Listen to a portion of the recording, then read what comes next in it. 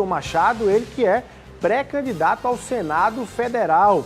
Você vai ver também, por falar em Senado Federal, em pré-candidatura, você vai ver os principais trechos da entrevista de ontem, no Frente a Frente, do pastor Sérgio Queiroz, que também tem um nome cotado para disputar uma vaga no Senado da República pela Paraíba nas eleições de 2022. E eu ainda prometo trazer as notícias lá de Brasília com o Napoleão de Castro. Fica ligado, Rede Verdade, tá no ar.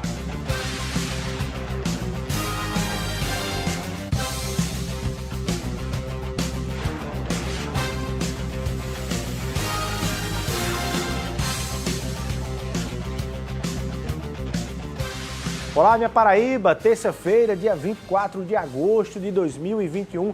Estamos ao vivo em mais uma edição do seu Rede Verdade, na programação da sua TV Arapuã.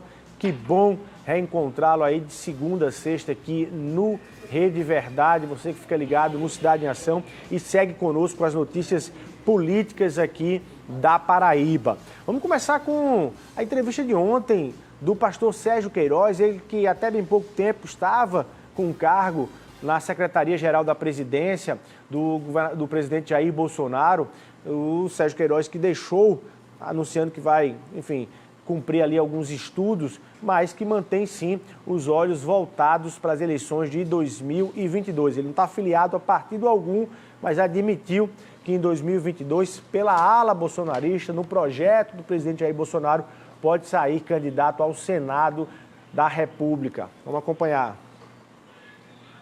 O que é que nós vemos? Nós vemos em Brasília pessoas que se alinham ao governo federal para terem emendas, mas nos estados eles são contrários ao governo federal. Isso para mim é uma iniquidade, isso é uma baixeza de caráter. Se você quer ser contra o governo, seja contra o governo. Agora, seja contra o governo em Brasília, seja contra o governo no seu estado e seja contra o governo na sua cidade. Isso acontece aqui na Paraíba? Acontece em todo o país, especialmente no Nordeste. O Nordeste é a região brasileira em que o governo federal é mais traído. E aqui eu não estou fazendo análise dos... Eu estou fazendo uma análise aqui básica. Quer citar nomes aqui na Paraíba? Não, eu não vou citar nomes porque talvez eu perca a quantidade. São tantos que talvez eu esqueça de mencionar alguns. E será injusto com alguém. E vou ser injusto com alguém e posso achar que santo é um que eu não mencionei. Mas a grande questão é que é muito duro você estar em Brasília e ver um governo que tenta o diálogo, que tenta financiar de maneira justa o parlamento, como nunca na história o orçamento da União esteve nas mãos dos deputados, nunca na história os deputados que me desmintam, se não é verdade. E lá em Brasília você se abraça com o presidente e no estado você esfaqueia.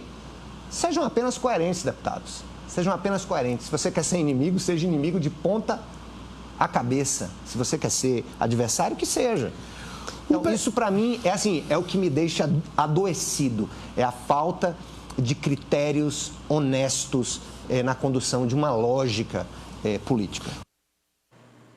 Ok, deixa eu pedir desculpas ao nosso telespectador. Esse trecho aí, especificamente, quando o pastor Sérgio Queiroz estava lá num cargo federal no governo de Jair Bolsonaro, falou que tem deputados federais que recebem orçamento lá em Brasília. Lá em Brasília defende o presidente Jair Bolsonaro, mas aqui na Paraíba, nos estados, se calam e fazem aí, se fingem de mortos. Ou seja, é o famoso come lá e se cala aqui. Esse foi o trecho específico da entrevista do pastor Sérgio Queiroz. Agora sim, vamos ao trecho em que ele admite ser candidato ao Senado Federal e até destacou aí o nome do ministro da Saúde, Marcelo Queiroga, como uma boa opção para disputar o governo do estado. Eu respeito o presidente, eu servi a minha nação com dedicação, com inteireza. Até um estente coronário eu ganhei em Brasília.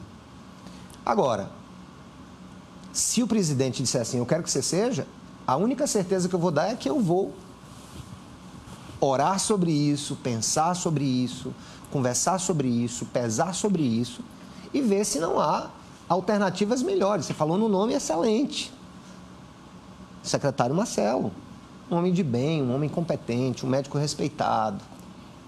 Um cara que está fazendo uma gestão extremamente ponderada do Ministério da Saúde, no meio de um tiroteio de narrativas. Um cara que, eu vou dizer uma coisa para você, talvez até governador do estado da Paraíba, porque ele é um bom gestor.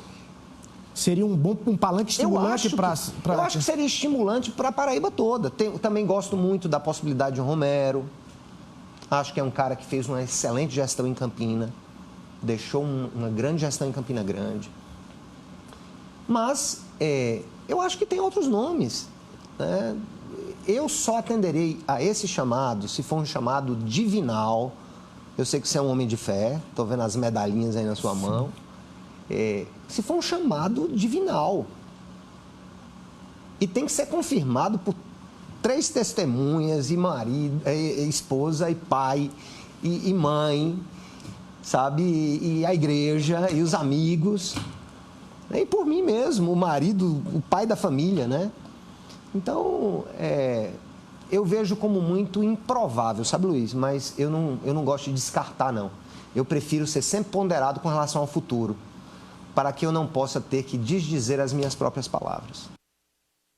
Tá aí, não descartou. E ele disse que, inclusive, falando da igreja, disse que não condenou e criticou quem mistura, né, igreja com política, seja pastor, seja padre, que faz ali um acordo dentro da igreja para garantir a eleição. Ele chegou a anunciar que, se for confirmado o candidato ao Senado da República, ele deixa lá o projeto da Igreja Cidade Viva, que ele fundou em 2004 aqui em João Pessoa. Vamos acompanhar. Eu sempre respeitei demais a igreja. Luiz, eu nunca subi no púlpito da Cidade Viva, e qualquer pessoa pode fazer esse levantamento. Testemunhar isso. Para dizer o nome de nenhum candidato ali. Mesmo tendo os meus apoios pessoais, mas eu nunca levei a igreja a pensar como um rebanho cego e imbecilizado. Nós temos na Cidade Viva gente de vários perfis políticos, até porque a Igreja de Cristo é a igreja para todos. Entendo que o cristianismo tem um alinhamento conservador, de respeito à família, de ser contra o aborto, de ser contra a corrupção. Essa pauta combina muito. Mas o cristianismo também é a religião da solidariedade, de olhar para o pobre, de estender a mão. Não é só eu dizer assim, você tem que dar a vara para o cara pescar. E se o rio estiver seco, ele vai pescar onde com essa vara bonita? Então tem hora que você tem que dar água, tem que dar o rio, tem que dar o peixe, tem hora que tem que dar a vara e ensinar o cara a pescar. Então eu estou fazendo essa contextualização porque eu não ousaria dizer o que a minha igreja pensa a respeito disso. Primeiro, que ela é muito grande. Segundo, que eu não tenho procuração para falar o que é que a igreja pensa politicamente a respeito de uma carreira política para mim. O que eu sei é... Você também nunca deixou? Desculpa, não quero... Eu nunca joguei, até porque isso aqui eu vou dizer publicamente para que, se um dia acontecer, e isso é uma das coisas que mais me privam, para que eu seja candidato, a primeira coisa que eu vou fazer é pedir afastamento da igreja, meu amigo. Porque eu não vou usar o púlpito da minha igreja para pedir voto para mim e nem vou visitar a igreja de ninguém para pedir voto para mim. Se tem uma coisa que eu discordo profundamente, é de candidato que peregrina em igreja, pedindo voto. E de concessão de púlpito a candidato. Faça a sua política pessoal, use as suas redes sociais. Então, isso para mim... Você nunca fez isso e nem deixou que se fizesse lá na cidade? Nunca deixei que se fizesse. E eu quero que alguém diga o contrário. Dentro dos cultos, o nome que é pregado é o de Jesus Cristo. Então, isso para mim causa terror quando eu penso, poxa, se um dia eu for me candidatar, eu vou ter que pedir para sair, porque eu não vou. Não combina comigo permanecer ali. Não combina, eu tenho que ser honesto comigo mesmo e com as pessoas que me acompanham há tantos anos. Tá aí, professor Charlton Machado, ex-presidente do Partido dos Trabalhadores aqui na Paraíba. Muito boa tarde, seja muito bem-vindo aqui ao Rede Verdade. Na sua pré-candidatura, na sua corrida ao Senado Federal, você vai pedir voto nas igrejas? Boa tarde. Boa tarde, Luiz. Boa tarde a toda a sua audiência. Sem dúvida que um candidato que quer se eleger, ele tem que pedir voto em todos os espaços públicos, né? Em todos os espaços da sociedade que seja possível. Concordo com o pastor Sérgio, você não pode adestrar alguns espaços em nome dos seus interesses. E isso é muito ruim para a democracia. Mas que você possa fazer esse amplo debate com a sociedade em torno de interesses que sejam comuns. Isso é necessário e fortalece a democracia. E qual o propósito e por que você se coloca aí como uma opção do PT para disputar o Senado Federal? Eu estou atendendo a um chamamento, mais uma vez, da nossa militância, das nossas lideranças políticas, pela minha história, pelo meu legado ao partido, pelo meu compromisso nos 35 anos de filiado, que o PT possa ter uma candidatura que defenda os interesses da inclusão social, a retomada de uma agenda econômica também com conciliação social, ampliação da escola pública, da universidade, do acesso, da manutenção dos filhos de trabalhadores na escola pública, contrária a uma agenda ultraliberal, que tem como princípio esquecer que o pobre faz parte da agenda e faz parte do PIB. Então é isso que o senador tem que defender, mas sobretudo nesse momento histórico por uma coisa muito importante, Luiz, a defesa incondicional do Estado democrático de direito. Bom, mas aí o seu nome aparece para essa disputa dentro do PT no momento em que o partido está discutindo a filiação de novas lideranças, entre elas do ex-governador Ricardo Coutinho, que tem o nome cotado para disputar o Senado também. Vai ter choque aí de Charlton e Ricardo Coutinho dentro do PT nessa disputa? Como é que você vai resolver isso? Então, primeiro, não posso tratar de filiações que não existem. Esse é um primeiro fato, né? Nós só discutimos filiações quando elas acontecem. E acontecendo, eu já registrei, já pedi ao GTE do meu partido que coloque meu nome como pré-candidato ao Senado. Tendo mais de um nome, isso não será um choque. Isso será mais uma atividade democrática que o PT sempre conviveu. E aqui eu faço uma questão de lembrar que em 2002, Lula era candidato favorito nas eleições presidenciais e debateu de forma franca, percorreu o Brasil com Eduardo Suplicy para colocar o nome dele à presidência da República. Se o próprio Lula nunca viu nisso um problema político, por que uma disputa na Paraíba seria um problema? Não é? Eu acho que, pelo contrário, é uma forma de reencontrar com o sentimento da militância, com a paixão militante, e que você possa fazer um debate primeiro com sua filiação, junto com a militância, para que você possa ampliar esse debate também para a sociedade. Você considera que o ex-governador Ricardo Coutinho está inelegível?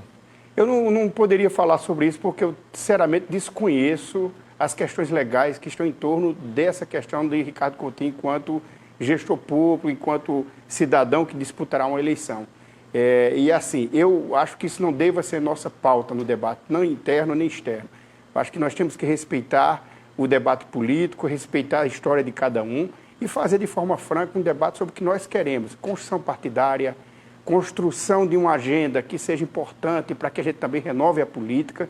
Meu nome está colocado para isso também, porque nós estamos vivendo a experiência do mais de uns mesmos, né? Os candidatos ao Senado que estão aí se colocando como as principais lideranças são aquelas que já representam as próprias oligarquias, que representam os mesmos interesses históricos da Paraíba, não é? Dos mesmos grupos. Então nós queremos ter uma candidatura que represente, de um educador, por exemplo, que representa o sentimento da educação pública, gratuita, de qualidade, que defende os 10% do PIB para alcançar o desenvolvimento nacional da educação.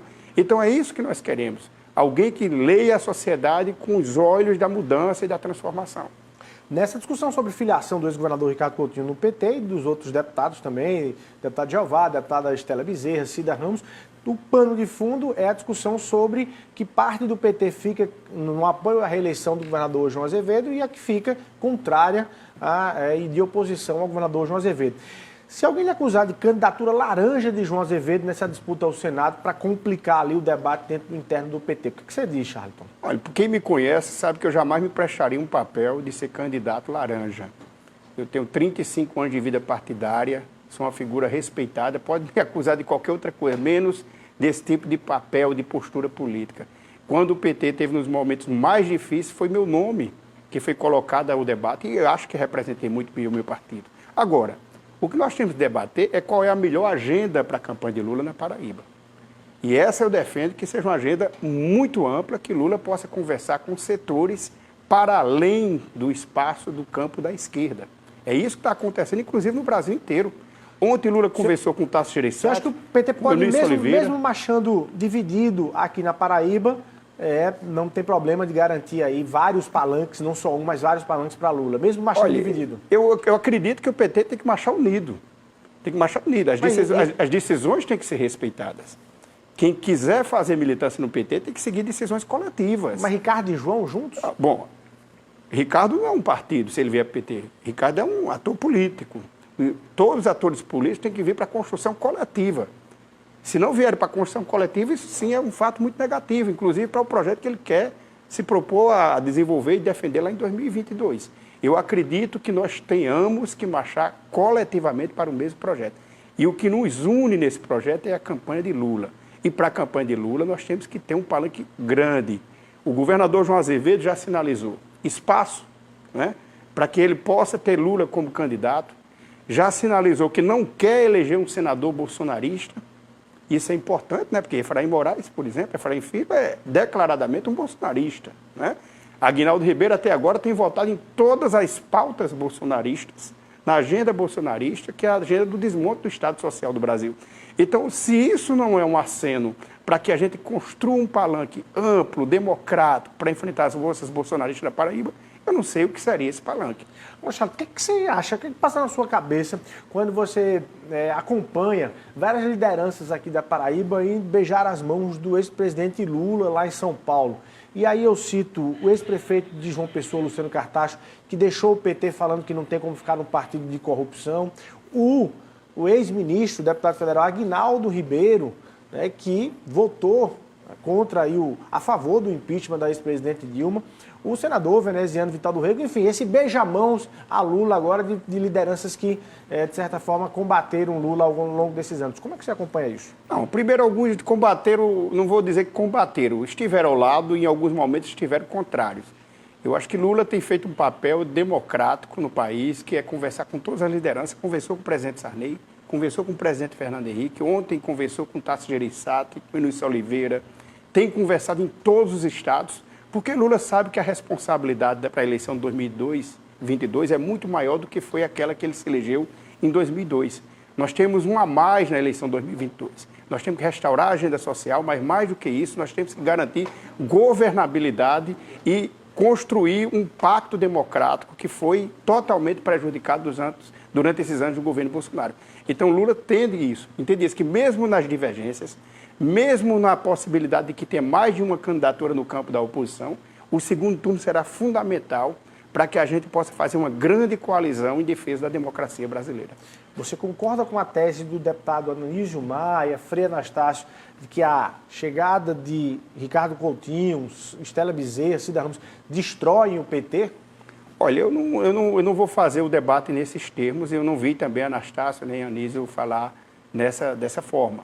O que nós temos que dizer é o seguinte: nós queremos que quem venha para o PT venha para fazer o debate dentro das instâncias, dentro das prerrogativas estatutárias do partido. O PT não é um partido de donos. O PT, quem saiu do PT porque não se sentiu dono do PT, não pode voltar para o PT se sentindo dono do PT, já dizendo o que é que ele quer ser em 2022. Eu já quero ser alguma coisa. Eu já quero um palanque. Esse é um debate que quem tem que decidir é a nossa militância. Isso não é um debate de uma liderança isolada, solitária, a partir dos seus interesses e de seus problemas individuais. Isso tem que ser em defesa de um projeto maior e que a própria militância tem que dizer qual é o caminho. Então, quem quiser vir para o PT, pode vir compreendendo que nós não abrimos mão da nossa história de fazer um debate partidário, um debate em que a filiação de cada um seja discutida nas instâncias e que a militância possa determinar os seus caminhos.